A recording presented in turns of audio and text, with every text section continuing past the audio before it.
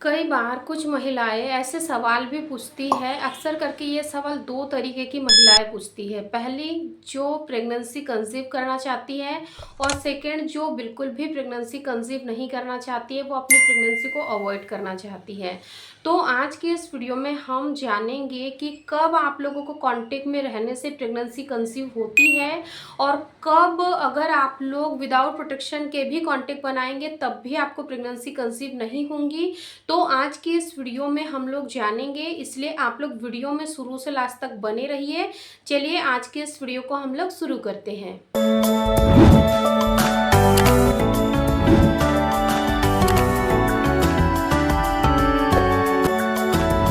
देखिए, एक्चुअल में ये जो दोनों सवाल है ये बहुत ही जेन्युइन है, क्योंकि जब एक महिला बेबी कंसीव करने के लिए रिलेशन में होती है तो वो ये जानना चाहती है कि पूरे महीने में मेरे माँ बनने के सबसे हाईली चांसेस किन दिनों में होंगे, कब मैं कंटिन्यू रिलेशन में रहूँगी, कांटेक्ट में रहूँगी तो मुझे जल्दी प्रेगनेंसी कंसीव हो जाएंगी। तो देखिए डियर, प्रेगनेंसी कंसीव करने का जो पूरा प्रोसेस होता है वो आपकी पीरियड साइकिल के ऊपर निर्भर करता है, क्योंकि पीरियड्स अगर आपके रेगुलर होते हैं तो आपको प्रेगनेंसी कंसीव करने में ज़्यादा प्रॉब्लम्स नहीं जाती है। और अगर आप अपने ओव्यूलेशन को सही तरीके से प्रिडिक्ट कर लेती है और 2 से 3 महीने आप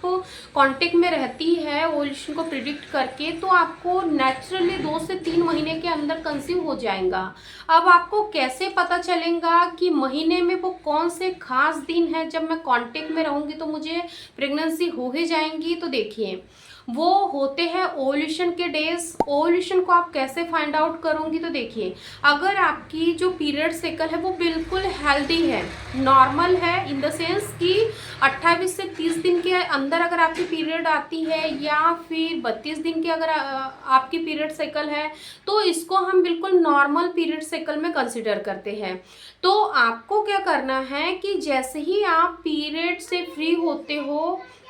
अगर आप ओव्यूलेशन को प्रिडिक्ट कर लेती है तो स्टार्टिंग के जो 10 दिन होते हैं जब आपको पीरियड आते हैं, पीरियड से आप फ्री हो जाते हो, हेयर वॉश आप लोग कर लेते हो, तो उससे 4 से 5 दिन के बीच में अगर आप कांटेक्ट नहीं भी बनाएंगे तो कोई प्रॉब्लम नहीं। लेकिन आपको जैसे ही पीरियड खत्म होने के 10 दिन कंप्लीट हो जाते हैं तो 10वें दिन से आपके जो फर्टाइल डेज है वो स्टार्ट हो जाते हैं। तो आपको 10वें दिन से लेकर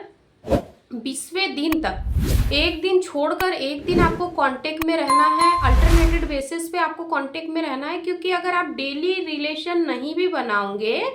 तो भी जब आप लोग कांटेक्ट में थे तो मेल पार्टनर के जो सेल्स अंदर एंटर करे हैं, रिप्रोडक्टिव ऑर्गन में जो गए हैं, तो उससे क्या होगा कि जो लाइफ लाइन होती है मेल पार्टनर के सेल्स की वो 4 से 5 दिन तक की होती है। तो आप पहले से ही ओव्यूलेशन होने के 2 से 3 दिन पहले से और ओव्यूलेशन होने के 2 से 3 दिन बाद तक भी अगर आप अल्टरनेटेड बेसिस पे कांटेक्ट में रहते हो तो भी काफ़ी हाईली चांसेस होते हैं कि आपको कंसीव हो जाएगा। तो ये बहुत ही सिंपल सी ट्रिक है कि आपको ओव्यूलेशन को प्रिडिक्ट करना है और स्टार्टिंग के 10 दिन छोड़ देना है, लास्ट के 10 दिन छोड़ देना है और बीच के 10 दिनों में आप लोगों को ट्राई करना है। अब हम लोग बात करते हैं उन महिलाओं के लिए जिनको बेबी नहीं चाहिए, जो ये चाहती है कि बिल्कुल सेफ दिनों में हम लोग ट्राई करें, सेफ दिनों में हम लोग यानी कि रिलेशन में रहे तो हमें कंसीव नहीं होना चाहिए। तो देखिए, अगर आपकी भी रेगुलर साइकिल है तो आप क्या कर सकते हैं कि जैसे ही आप लोगों का पीरियड ओवर होता है, 4 से 5 दिन में आपने हेयर वॉश किया,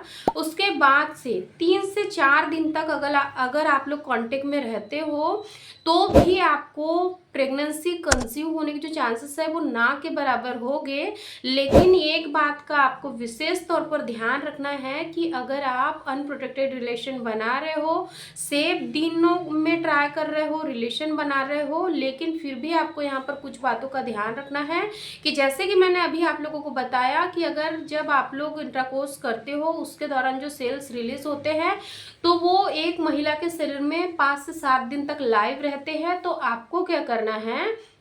कि जब विदाउट प्रोटेक्शन के आप लोग रिलेशन बनाते हो, जिनको बेबी नहीं चाहिए उनके बारे में मैं बात कर रही हूँ, तो आपको क्या करना है कि रिलेशन बनाने के बाद में जैसे ही आपके मेल पार्टनर का रिलेशन बना के कंप्लीट हो जाता है, तो जो डिस्चार्ज है उसको बाहर ही छोड़ना है, बाहर ही फ्लैश आउट करना है आपको, यानी कि आपके पार्टनर को वो डिस्चार्ज को आपके वजाइना में अंदर नहीं डालना है, ताकि आपको प्रेगनेंसी होने के जो चांसेस है वो बिल्कुल ना के बराबर रहे। और आपको क्या करना है कि रिलेशन जैसे ही बना के कंप्लीट हो जाता है, उसके तुरंत बाद आपको वॉशरूम जाना है, क्लीनिंग अच्छे से करनी है, अच्छे से वॉश करना है, ताकि आपको प्रेगनेंसी कंसीव होने के जो चांसेस है वो बिल्कुल ना के बराबर रहे। सेम यही मेथड आपको लास्ट यानी कि पीरियड आने के करीब 4 से 5 दिन तक भी यही फॉलो करना है। तो आपको इस बात का विशेष तौर पर ध्यान देना है कि अगर आप बेबी नहीं चाहते हो, तो आपके पीरियड के जो बीच के 10 दिन है उसमें आपको विदाउट प्रोटेक्शन के बिल्कुल भी कांटेक्ट में नहीं रहना है, क्योंकि अगर आप यही सेम मेथड फॉलो करोगे तब भी चांसेस कहीं ना कहीं बन जाते हैं। कुछ महिलाओं के साथ ऐसा भी देखने को मिलता है कि वो लोग बीच के 10 दिनों में केवल 1 से 2 बार ही रिलेशन में होती है विदाउट प्रोटेक्शन के, तब भी उनको बेबी कंसीव हो जाता है। इतनी सारे प्रिकॉशंस रखने के बाद में भी, यानी कि अगर डिस्चार्ज बाहर लीक करेंगे, अंदर लीक नहीं करेंगे, यूरिन पास करके आ जाएंगे, उसके बावजूद भी प्रेगनेंसी कई महिलाओं को हो जाती है, क्योंकि प्रेगनेंसी कंसीव करवाने के लिए केवल एक सेल्स की जरूरत होती है। अगर वो एक सेल बहुत ही ज़्यादा एक्टिव है तो फिर प्रेगनेंसी आपको हो सकती है। इसीलिए बीच के दिनों में विदाउट प्रोटेक्शन के बिल्कुल भी आप लोग कांटेक्ट में ना रहे। आप यहाँ पर प्रोटेक्शन का जरूर इस्तेमाल करें, वरना आपको प्रेगनेंसी यहाँ पर हो सकती है। 100% श्योरिटी के साथ आपको डॉक्टर भी नहीं बताएगा कि अगर इन दिनों आप ट्राई करोगे विदाउट प्रोटेक्शन के तो आपको कंसीव नहीं होगा, क्योंकि कहते हैं कि जब कंसीव करना होता है तब कंसीव नहीं होता है, लेकिन जब हमें कंसीव नहीं करना होता है उन दिनों अगर हम बहुत सारे प्रिकॉशंस भी रखते हैं तब भी हमें कंसीव हो जाता है। इसीलिए इन बातों का आप लोग खास तौर पर ध्यान रखें। और जो भी मेरी बहनें ट्राई कर रही है जल्दी से जल्दी बेबी कंसीव करने के लिए, तो वो लोग बिल्कुल रिलैक्स होकर बीच के 10 दिनों में कंटिन्यू रिलेशन में रहे, या फिर एक दिन छोड़कर एक दिन भी अगर वो लोग साथ में रहती है तो भी उनको प्रेगनेंसी होने के काफ़ी हाईली चांसेस रहेंगे। और आपको एक बात का ध्यान रखना है कि जैसे ही आपका ओव्यूलेशन का पीरियड ओवर हो जाता है, इम्प्लांटेशन का फेज आपकी बॉडी में चल रहा है, तो इम्प्लांटेशन के जैसे ही कुछ सिम्टम्स आपकी बॉडी में मॉनिटर होने लग जाते हैं, तो आपको इन दिनों में भूल कर भी कांटेक्ट में नहीं रहना है। वो इसीलिए नहीं रहना है क्योंकि इसके पीछे भी कुछ साइंटिफिक एविडेंस है कि जब महिला इम्प्लांटेशन के दिनों में कांटेक्ट में रहती है, तो जब मेल पार्टनर के जो सेल्स है वो रिलीज होते हैं, तो उसमें एक प्रोस्टाग्लैंड नाम का एक हार्मोन्स होता है, जो अगर महिला के प्राइवेट पार्ट में एंटर कर जाता है तो वो आपकी ओवरीज को स्टिमुलेट करता है, और कई बार ये आपके इम्प्लांटेशन को फेल करने का काम करता है, बैरियर का काम करता है। आपके शरीर में जो इम्प्लांटेशन की प्रोसेस चल रही है उसको ये बाधित करता है। इसीलिए आप लोगों से कहते हैं कि जो लास्ट के 10 दिन होते हैं उसमें रिलैक्स रहिए, बट कॉन्टेक्ट में आप लोग ना रहिए, ना ही प्रोटेक्शन के, ना ही विदाउट प्रोटेक्शन के आपको बिल्कुल भी कांटेक्ट में नहीं रहना है। आई रियली होप कि आप लोगों को बहुत ही अच्छे से क्लियर हो गया होगा कि कब आपको ट्राई करना है बेबी कंसीव करने के लिए। तो उम्मीद करती हूँ कि आज की वीडियो आप लोगों के लिए यूज़फुल रही होंगी, और उन महिलाओं के लिए भी यूज़फुल रही होंगी कि कौन से सेफ डेज होते हैं जब ट्राई करने पर प्रेगनेंसी नहीं होती है, कांटेक्ट में रहने पर प्रेगनेंसी नहीं होती है। फिर मिलते हैं एक नॉलेजेबल इन्फॉर्मेटिव वीडियो के साथ। वीडियो पसंद आए तो लाइक शेयर जरूर कर दें।